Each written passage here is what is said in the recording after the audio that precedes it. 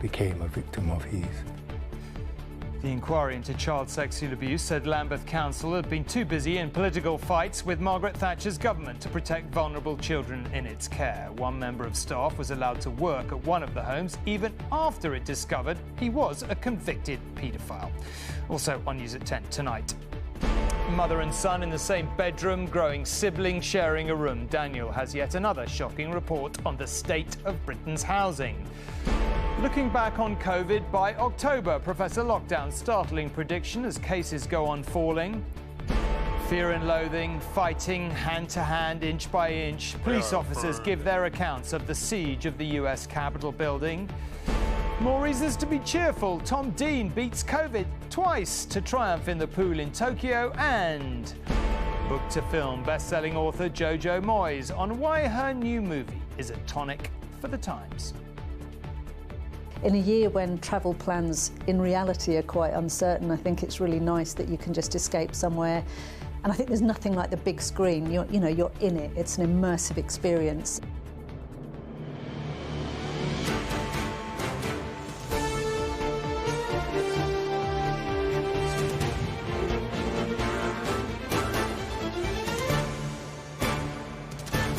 This is ITV News at 10 with Tom Bradby. Good evening.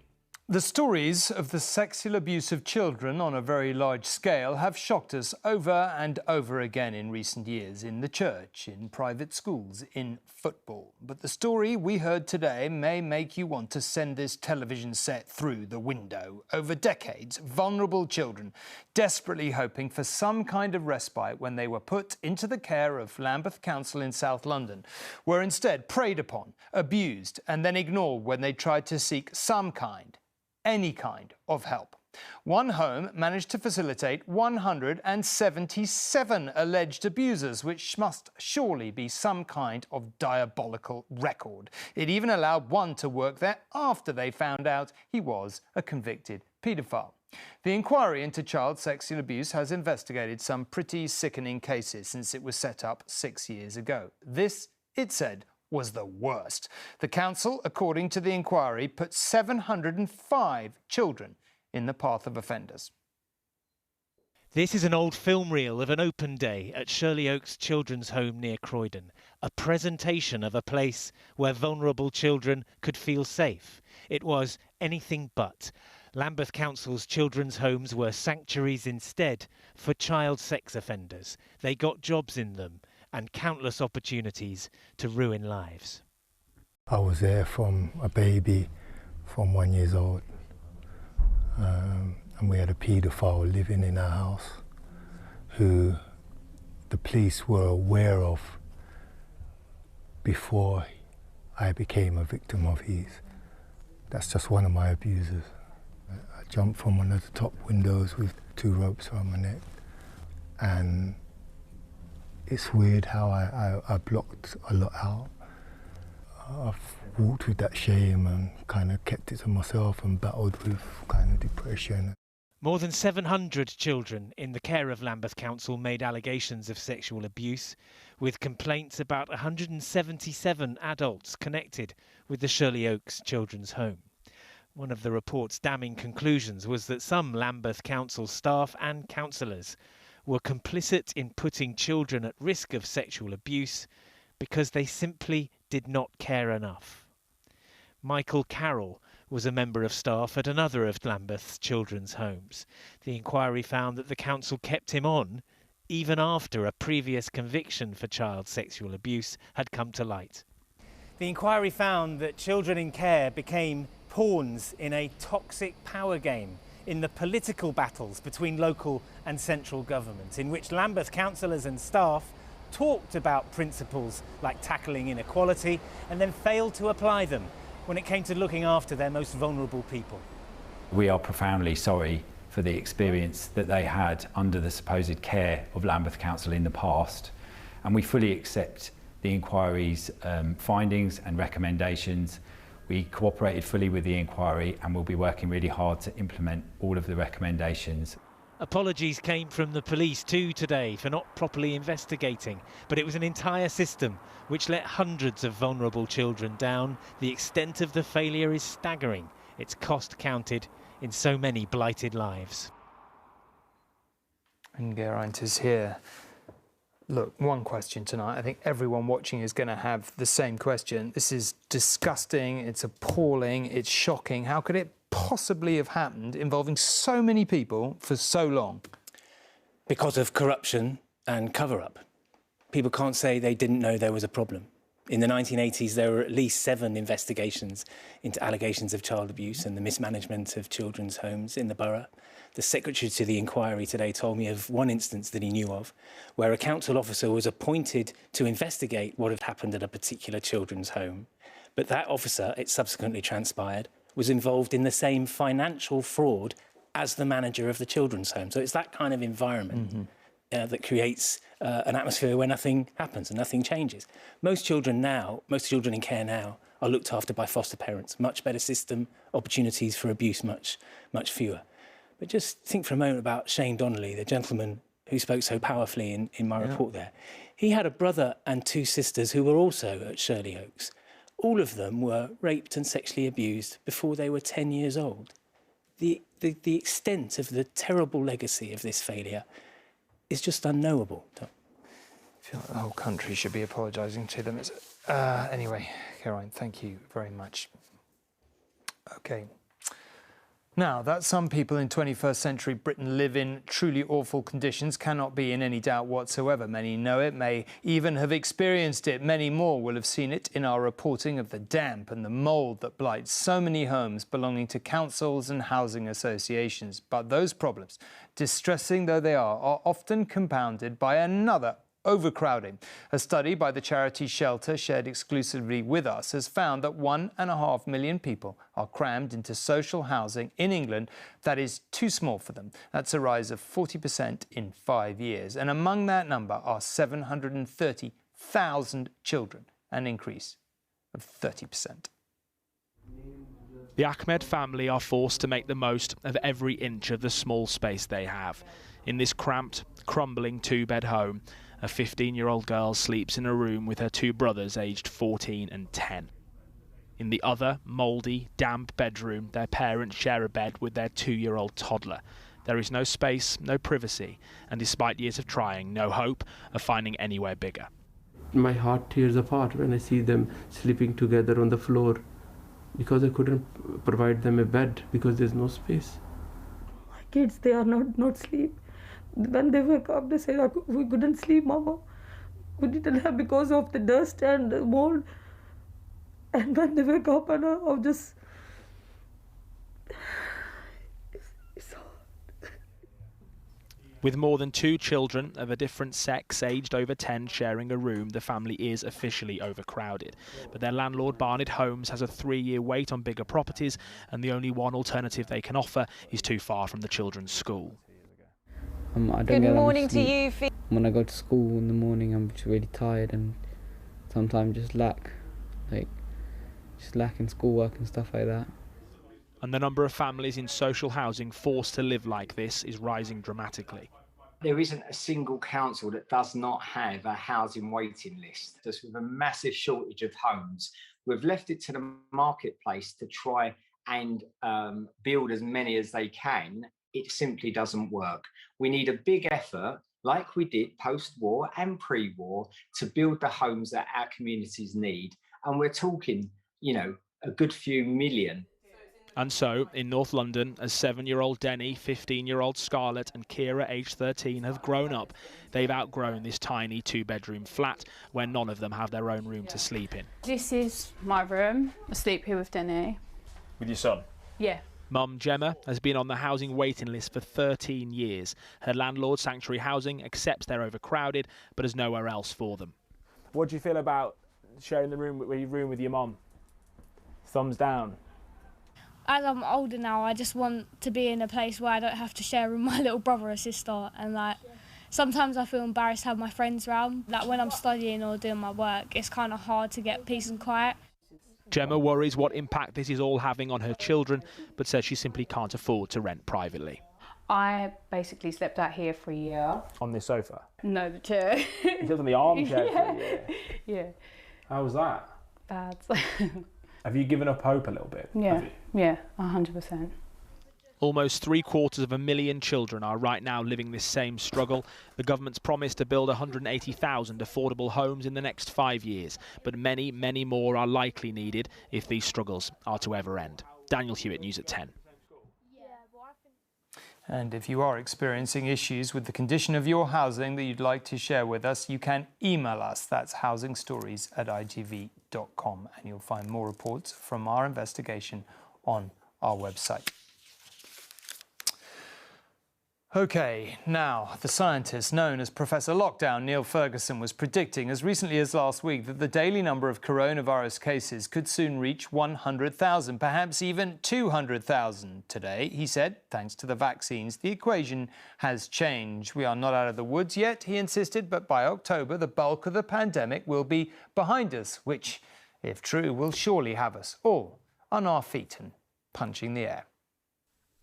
It's the question on everyone's lips. Why are we seeing such a dramatic drop in COVID cases? It could be the warmer weather, schools having broken up, or immunity from the vaccine really taking effect. Whatever it is, though, scientists and politicians are in agreement. Don't get too excited yet. It is very, very important that we don't allow ourselves to run away with premature conclusions about this. Step 4 of the opening up only took place a few days ago. People have got to remain very cautious, and that remains the approach of the government.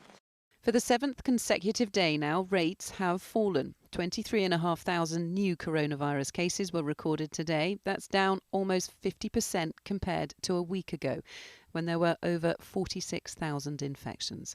And it's well below the most recent peak of nearly 55,000 cases on July the 17th, just 2 days before all of England's restrictions were lifted.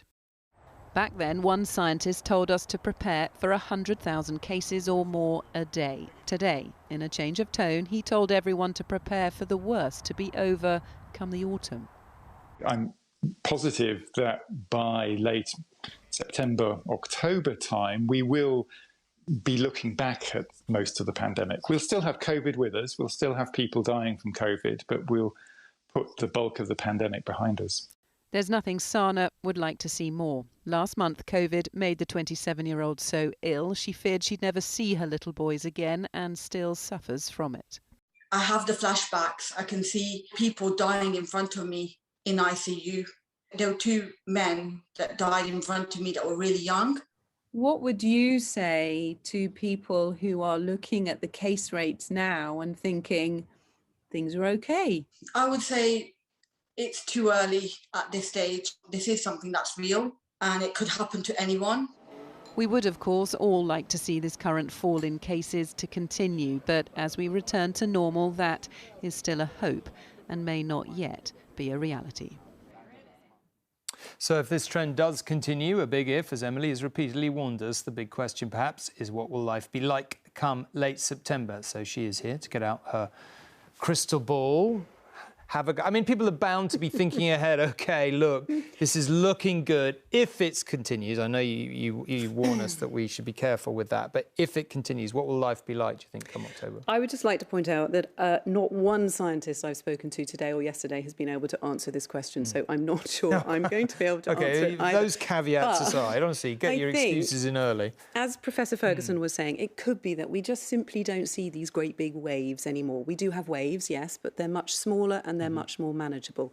We will have cases of COVID, perhaps lots of cases, because of course we're not vaccinating children and they go back to school in September. But as more and more of the younger cohort, the sort of 20-year-olds, get double jabbed, we might start to see fewer people needing treatment in hospital, and we will all just start to live with this. Pinging will stop for the fully vaccinated and critical workers. So test and trace will suddenly become really important, not just so those people who have it can isolate, but so that we know what is going on in the community. I don't think it's going to really feel like normal, but it might be as close to normal as we're going to get. OK, we'll take that for now. Thank you very much indeed. Now, it wasn't just an assault on a building, it was an attack on democracy itself. Today, the inquiry into how the storming of the Capitol building in Washington was allowed to happen heard from those whose job it was to defend both. In sometimes emotional and angry evidence, Capitol police officers described being beaten up in hand-to-hand fighting. One said he'd suffered the worst kind of racial abuse, which we do mention in our report. January the 6th was the moment that political violence reached the heart of American democracy. We witnessed that ferocity ourselves as the Capitol was stormed.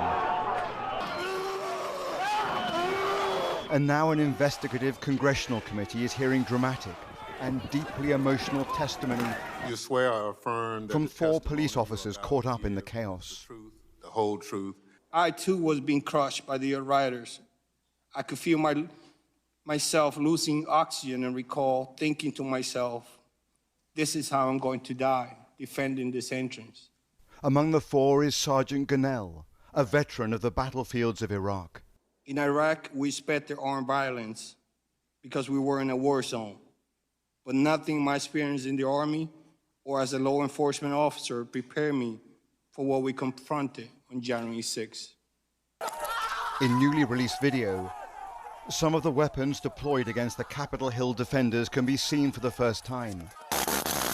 You can even hear the buzz of a cattle prod being used against officers. The verbal abuse the officers suffered was almost as traumatic. Harry Dunn says he was repeatedly called the N-word after he told rioters he had voted for Joe Biden. That prompted a torrent of racial epithets. One woman in a pink MAGA shirt yelled, "You hear that, guys? This voted for Joe Biden." The Democrat-controlled committee is being boycotted by pro-Trump Republicans. But 2 lonely anti-Trump voices from the party are serving on it. Every American owes you our undying gratitude. One of them telling the officers they are the ultimate victors from a shameful day. You know, democracies are not defined by our bad days. We're defined by how we come back from bad days. I got you, Mike. That's my hand when you're good. Officer Michael Fanone, who suffered a brain injury that day, said he was appalled that pro-Trump voices in Congress are denying, or at least minimizing, what happened on January the 6th. So many of the people I put my life at risk to defend are downplaying or outright denying what happened. The indifference shown to my colleagues is disgraceful. This committee is promising to get to the bottom of the political chaos unleashed on Congress. But the events of January the 6th have now become subject to the very partisan bickering that triggered the violence in the first place. Robert Moore, News at 10, in the United States. Back here, the Prime Minister likes to style himself as something of a libertarian, but clearly not when it comes to crime. He's announced some pretty traditional plans to crack down on it in England and Wales. He wants to see offenders found guilty of antisocial behaviour in fluorescent-jacketed chain gangs, as he put it, visibly paying for their crimes. He thinks burglars should be tagged when they are let out and wants stop-and-search powers beefed up again. This is just one of 6 incidents that has taken place in this shop in Cambridgeshire since the pandemic began. One customer there attacking another. It's becoming more common, and the shopkeeper says he thinks the police just don't care. They've taken the CCTV footage from the cameras, they've had the licence plate of the offender, but they haven't done anything with it. And it's demoralising knowing that the justice system is failing you or failing the people that it should be supporting. The Prime Minister says he has a plan to change that. He got a warmer reception from these police dogs this morning than he has from the body that represents police officers who say they feel undervalued. Once he worked out what to do with his umbrella, he was confident his plan to cut crime could ride the storm. Will you properly fund the police by recruiting more staff and improving their pay? You bet. What we're announcing today is plans to back the police, but also to back the public, so that if you're the victim of a crime, you have a named police officer that you can go to wherever you live As well as that, the plans say burglars will be tracked via electronic tags after leaving prison. Offenders on probation will be expected to clean streets and pick up litter, and limits imposed on stop and search will be reversed in an attempt to tackle knife crime. But the body that represents officers is furious with the government. Today, their chief delivered this letter to Number 10 criticising the decision to freeze officers' pay. He also argued the government's plan to cut crime needed significant investment to work. Our colleagues feel that policing is being set up to fail.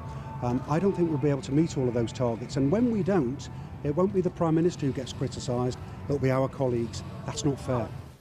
It is officers around the country who will be tasked with cutting crime, and they'll hope they've been given the right tools to do so. Shihab Khan, News at 10, Westminster. Team GB's best start to an Olympics continued today thanks to two roommates and rivals, friends out of the water, foes in it. In a 1-2 for Team GB, Tom Dean, who has had COVID twice, got gold, and Duncan Scott silver in the men's 200 metres freestyle. And it could not have been closer, just 0.04 of a second between them. You actually have to turn the clock back to the London Olympics of 1908 to find a gold and silver in the same event for British swimmers, when Henry Taylor and Thomas Battersby saw off the competition in the 1500 metres freestyle. And in another bit of history, for the first time since 1928, British women's gymnasts have won a team medal. The relatively inexperienced foursome, including 16-year-old twins, were the surprise but worthy winners of a bronze. Yesterday, the pool belonged to Adam Peaty. Tom Dean and Duncan Scott took ownership today and became the first British swimmers to pull off a 1-2 freestyle finish at the Olympics since 1908. Yes, 113 years ago. It couldn't really have been closer, but Dean hit the wall a layer of skin before the favourite Scott. Can they be gold and silver? Yes! A feat made even more impressive given Dean has only relatively recently come through a second bout of coronavirus. 2-3 months out from our Olympic trials, I'm stuck inside, unable to even exercise inside my own flat. So it was tough to kind of wrap my head around that during Olympic year. The tail end of a typhoon welcomed the world's best women triathletes in Tokyo Bay this morning. Among the leading group on the bike, Britain's Georgia Taylor-Brown, but only until her back tyre punctured. Look at the tyre. Oh. She pedalled on regardless, dropping down the leaderboard, but just about keeping within touching distance. She then launched a stunning, lung-busting run through the pack to take the silver. Who knows what could have been had Lady Luck smiled more kindly on her. You do just think, why does everything have to go wrong? But no, I tried not to give up, and I thought, it's not over until it's over. But for drama, you couldn't beat the team gymnastics tonight. The world's best, America's Simone Biles, suddenly withdrew after just one vault. And then, sensationally, Team GB's young team, including the 16-year-old Gadirova twins, won bronze, Britain's first women's Team Olympic success since 1928. And there's no let-up. Tomorrow brings many more medal opportunities as Team GB aims to continue its best-ever start to an Olympic Games. Steve Scott, News at 10, Tokyo. And today's gold medal winner, swimmer Tom Dean, proved that behind every successful Olympian there is a good family and good friends. He's one of 5 who all swim at national level. They were taken to the pool by their mum as they grew up in Berkshire. Today, mother Jackie said she couldn't explain the feeling. She did, though, tell Rachel they celebrated like lunatics. Medal mayhem in Maidenhead.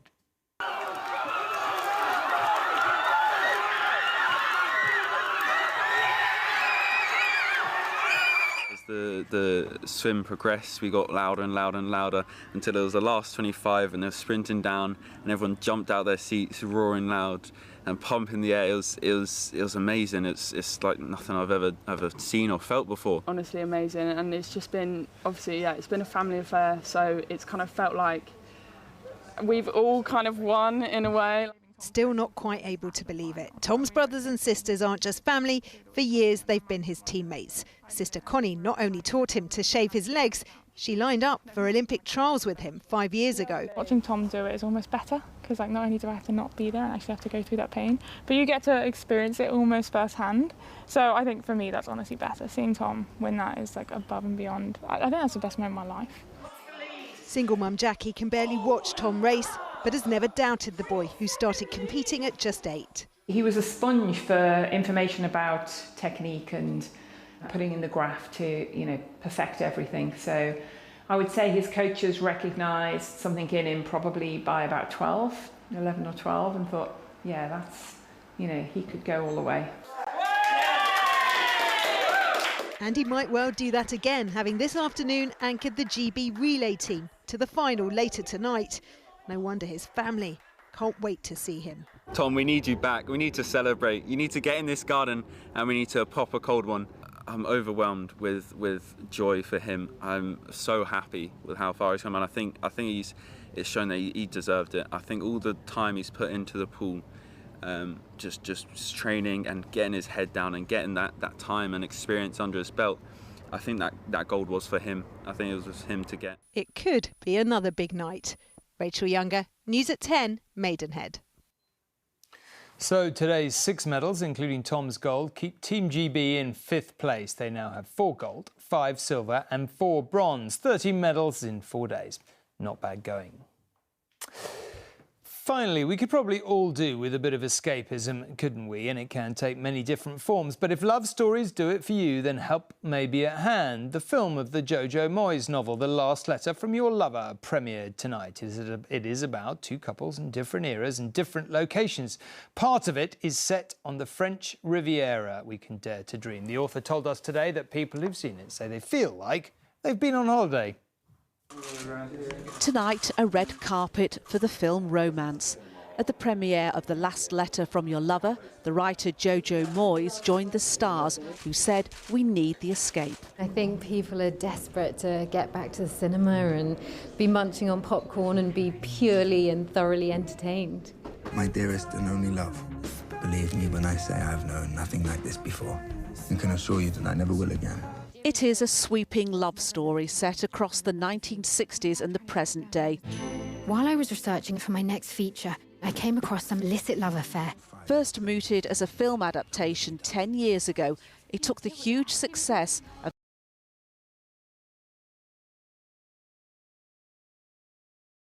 the writer's later book turned movie, Me Before You, to ignite interest in her previous novels. I wrote 8 books without troubling the bestseller charts at all. And then when Me Before You came out, it just changed everything. There was suddenly an interest in my backlist, all the books that I'd written before. I never understood quite how much having a film made of one of your books would change the audience. This has been the best. You're glad you came, right? Yes. Despite mixed film reviews, Me Before You, adapted from her 2012 novel, was a global box office hit. And in a genre where the readership remains predominantly female, sales of the book and its follow-ups now stand at around 18 million. Most of your readers will be women. Since the advent of the e-book, where people don't necessarily look at covers, I've had a lot more male readers, and I think I think there's a lot of men kind of feeling a lot more comfortable about reading so-called women's books now. So, yeah, that's been great. The film will be released in cinemas here next week. It's summer holiday timing, no accident. It's got beautiful locations, the costumes are just lush. In a year when travel plans in reality are quite uncertain, I think it's really nice that you can just escape somewhere. And I think there's nothing like the big screen. You're in it. It's an immersive experience, and I hope that's what people get from it. I hope after a tough year that they feel like they've been swept away for a couple of hours. Her book was named Romantic Novel of the Year when it was released. The hope is we're still in the mood. Nina Nanar, News at 10. So if we can't go on holiday, that's it. Good night. Thanks for watching.